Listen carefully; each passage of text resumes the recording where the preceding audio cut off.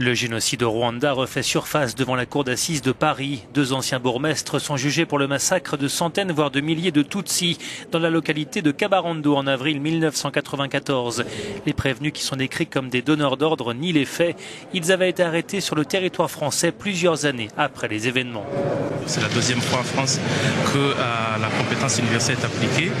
Et voilà, c'est une première chose. Et la deuxième chose, c'est une procédure qui touche à une partie de l'histoire. Donc c'est le génocide quand même. On parle de génocide, de crime contre l'humanité. Donc ça ne fût-ce que pour ces 2 raisons, c'est un procès très très important, oui. La plupart des victimes de ce massacre étaient des réfugiés qui avaient été regroupés dans une église. Ils ont été tués à coups de gourdins, de machettes ou de grenades, selon des survivants. Il y a 2 ans, le génocide des Tutsis au Rwanda avait fait l'objet d'un premier procès en France, celui d'un ancien capitaine de l'armée qui avait été condamné à 25 ans de réclusion. Entre avril et juillet 1994, ce sont plus de 800 000 Tutsis qui ont été massacrés au Rwanda.